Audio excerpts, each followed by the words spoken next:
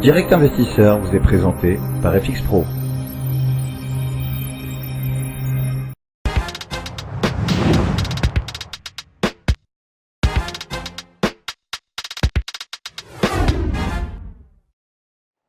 Et nous sommes de retour sur Direct Investisseur avec Aziz Zejli. Alors on va commencer par parler du CAC 40. Le CAC 40, là on y repasse dans le vert, hein. Plus 0,45%, 4952 points ce matin.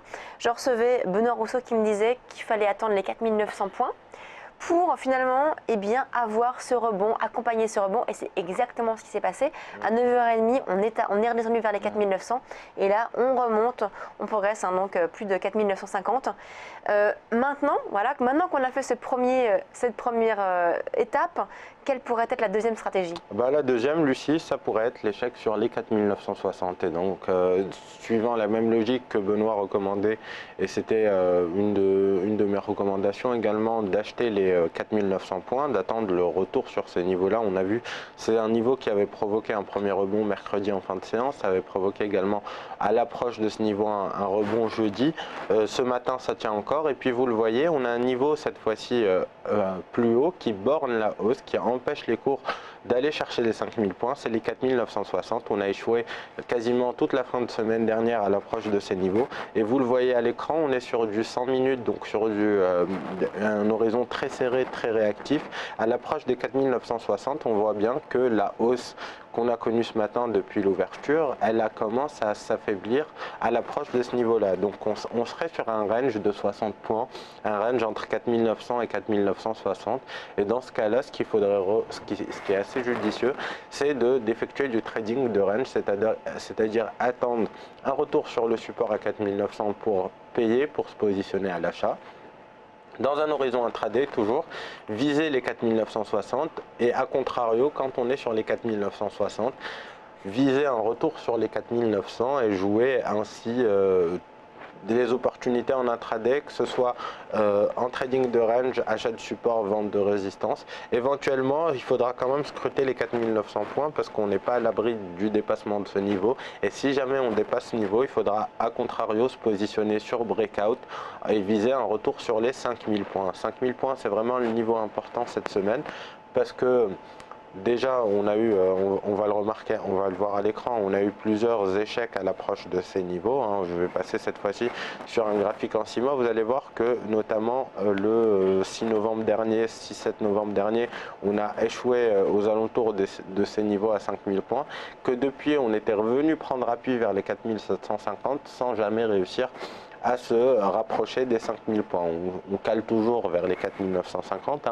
C'est vrai que la différence n'est pas énorme, mais on pourrait avoir en cas de dépassement des 4960 points un retour sur les 5000 d'ici quelques jours. Alors ça peut se faire aujourd'hui, ça peut se faire d'ici quelques jours, mais à mon avis, plus on approchera de la fin de semaine et des rendez-vous importants de la semaine que sont la réunion de la Banque Centrale Européenne et notamment la conférence de presse qui aura lieu jeudi à 14h30 et puis les chiffres de l'emploi américain qu'on aura vendredi, plus les investisseurs risquent d'être prudents et de prendre leurs bénéfices, de ne plus vouloir être exposés au marché. Et donc, plus on aurait tendance à plutôt revenir sur la partie basse de ce range-là.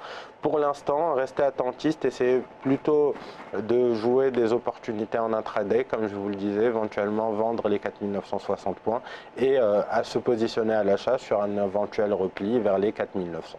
D'accord, donc là on est à 4950. On attend les 4960, oui, alors on peut commencer éventuellement à vendre dès maintenant parce qu'on le voit à l'écran, on a des premiers signes de faiblesse, notamment, vous le voyez à l'écran, cette première bougie baissière qui fait suite à plus de 6-7 bougies haussières. Et donc si on venait à avoir cette bougie qui avale la moitié de la précédente, notamment un retour vers les 4940, ce serait un premier signe de faiblesse et il faudrait se positionner à la baisse. Donc deux choix, on anticipe le signal, on se positionne sur les cours actuels, ou sinon on attend un repli un peu plus marqué et je pense qu'on se dirige vers cette configuration de plutôt une prise de bénéfice à l'approche des 4960 points. Un mot sur le pétrole qui poursuit sa baisse. Ce matin, je recevais Jean-Paul Bedbez de Bedbez Conseil qui me disait qu'il lui voyait le pétrole baisser vers les 20-25 $, que la baisse n'était pas terminée sur l'or noir. Alors graphiquement, on est aujourd'hui aujourd'hui sur les 44,80 $ sur le Brent. Ouais. On est remonté très légèrement hein, sur les derniers jours. On pourrait rebaisser là progressivement. Oui, alors oui Lucie, pourquoi je vous dis ça? Parce que bon, je vous en parlais la semaine dernière, on a une configuration qui pourrait s'apparenter à un drapeau sur le pétrole. Alors il n'est pas très propre, il n'est pas très affirmé, mais je voudrais juste attirer votre attention sur cette configuration puisque on a eu cette première jambe de baisse depuis le début du mois de novembre. Ça a duré une dizaine de jours et depuis, vous le voyez, on est en train de consolider dans ce que pourrait être un canal ascendant. Alors on va le tracer à l'écran et vous allez voir que justement ce canal a été déclenché la semaine dernière puisqu'on a tenté une extraction par le bas de ce canal. Je vous disais juste qu'il fallait attendre une confirmation la semaine dernière. Il semblerait qu'on puisse avoir cette confirmation en ce début de semaine avec ce petit doji qu'on est en train de dessiner.